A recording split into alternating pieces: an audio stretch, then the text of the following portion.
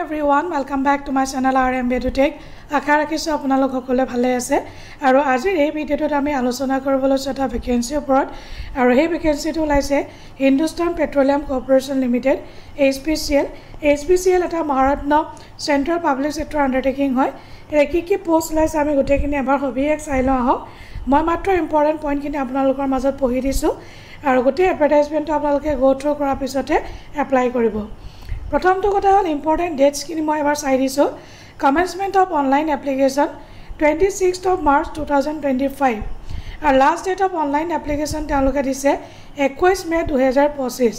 এতিয়াও সময় আছে যিসকল ব্যক্তি এপ্লাই কৰা নাই 21 মে 2025 লৈকে সময় আছে আপোনালোকে এপ্লাই কৰিব পাৰে পজিশন লৈছে জুনিয়ৰ এক্সিকিউটিভ মেকানিক্যাল 30000 পৰা 1,20,000 পে স্কেল নাম্বাৰ অফ ভেকেন্সিজ ওলাইছে 11টা আৰু ম্যাক্সিমাম এজ তেওঁলোকে দিছে মাত্ৰ 25 বছৰ বয়স আৰু essential qualification 3 years full time regular diploma in mechanical engineering ঠিক তেনেকৈ ওলাইছে জুনিয়ৰ এক্সিকিউটিভ ইলেক্ট্ৰিক্যাল 17টা পোষ্ট ওলাইছে বয়স 25 বছৰ সেম ক্যাটেগৰি 3 বছৰ ডিপ্লোমা লাগিব জুনিয়ৰ এক্সিকিউটিভ ইনস্ট্ৰুমেন্টেশন তাতো 3 বছৰ লাগে আৰু 6টা পোষ্ট ওলাইছে তেনেকৈ কেমিকেলত ওলাইছে আৰু ওলাইছে ফায়াৰ এণ্ড সেফটি তাতো ওলাইছে 28 ফায়াৰ আৰু সেফটি বহুত কেটা পোষ্ট ওলাইছে লগতে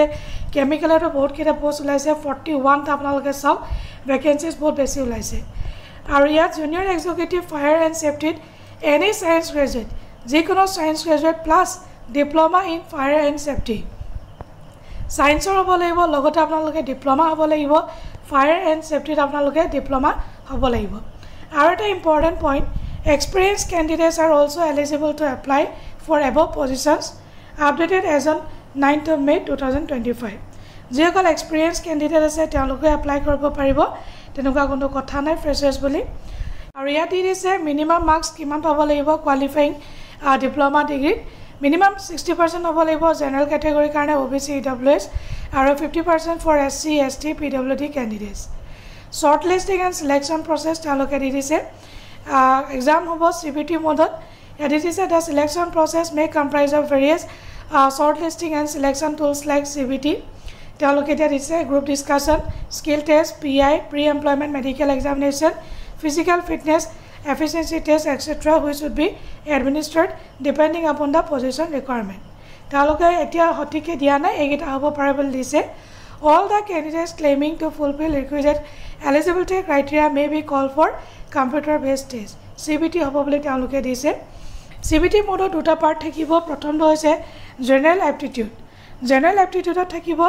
English language quantitative aptitude test and intellectual potential test মানে logical reasoning and data interpretation normally যি কোনো কম্পিটিটিভ এক্সামত যি থাকে হেয়া থাকিব আৰু নেক্সট পাৰ্টটো হ'ব technical oblique professional knowledge comprising of questions related to qualifying degree mechanical or mechanical electrical or electrical ঠিক তেনেকৈ থাকিব oblique educational background required for the applied position candidates qualifying যিসকল candidate qualify কৰিব CBT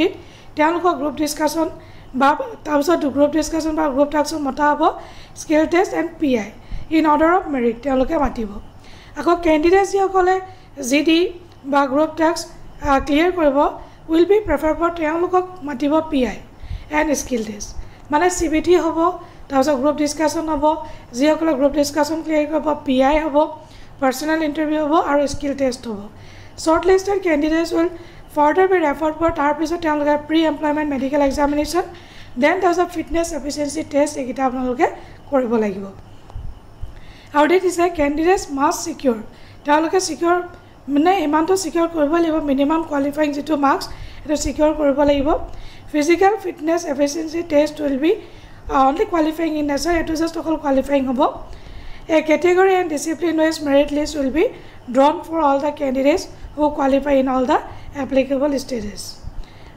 aro etia তেওঁলোকে দিছে 30000 পৰা 1,20,000 pay scale তাৰমানে CTC hobo cost to the company hobo 10,58,000 10.58 তেওঁলোকে দিছে আৰু CTC কি ইনক্লুড থাকিব গোটেইখিনি আপোনালোকক দিয়া আছে আপোনালোকে এবাৰ চাই ল'ব DA ৰিটায়াৰমেন্ট বেনিফিট ক্যাফেটেৰিয়া এলাউন্স গোটেইবিলাক তেওঁলোকে দিব গোটেইখিনি এবাৰ চাই ল'ব প্ৰি এমপ্লয়মেন্ট মেডিকেল এক্সামিনেশন তেওঁলোকে দিছে তাৰপিছত প্লেচমেণ্ট আৰু পোষ্টিং ক'ত ক'ত হ'ব কোন জেগাত হ'ব তেওঁলোকে দি দিছে গোটেইখিনি মই জাষ্ট অকল ইম্পৰ্টেণ্ট পইণ্টখিনি পঢ়ি দিছোঁ প্ৰভিজন পিৰিয়ড থাকিব ৰিটেনশ্যন প্ৰভিজন ইয়াত দি দিছে the selected officers will be on probation for 1 year 1 বছৰৰ কাৰণে প্ৰভিজনত থাকিব লাগিব from the date of joining আৰু upon successful completion of the probation period the officer will be considered for confirmation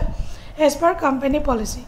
প্ৰথমতে প্ৰভিজন 1 year কাৰণে থাকিব তাৰপিছত আপোনালোকে কনফাৰ্মেশ্যন হৈ যাব আৰু ইয়াত দি দিছে retention amount N amount of rupees 5,000 per month will be deducted as retention amount from the total emoluments for the first 6 months during the provision period for officers in pay scale 30,000 to 1,20,000. The amount will be refunded to the officers only after their confirmation. Provision of the pay scale salary 5,000 ke তেওঁলোকে deduct কৰিব আৰু এটা ৰিফান্ড কৰি দিব যেতিয়া আপোনালোকে confirmation হ'ব তেতিয়া আপোনালোকে ৰিফান্ড পাই যাব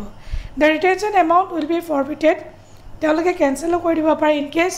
the employee leaves the corporation or on termination of service before the confirmation suppose আপোনালোকে provision periodতে চাকৰিটো এৰি দিলে কৰবাত চাকৰি পালে তেতিয়া কিন্তু আপোনালোকৰ এই যোনটো 5,000 কাটি ৰাখিছে সেইটো কিন্তু ঘূৰাই নিদিয়ে বাকি reservation OBC ST SC as per government guidelines থাকিব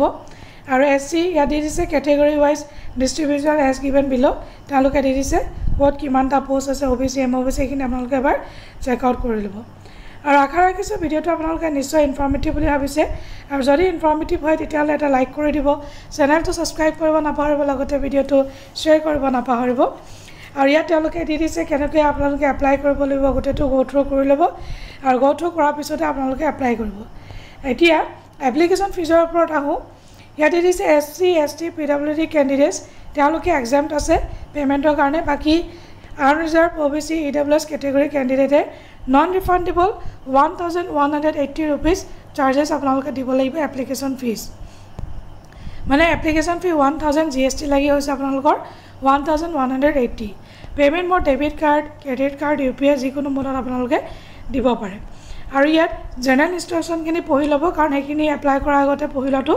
বহুতেই দৰকাৰী সেইটো কাৰণে জেনেৰেল ইনষ্ট্ৰাকশ্যনখিনি আপোনালোকে এবাৰ চেক আউট কৰি ল'ব তো আজিলৈ আহোঁ ভিডিঅ'টো নিশ্চয় আপোনালোকে ভাল পাইছে বাই বাই টেক কেয়াৰ জয় হিন্দ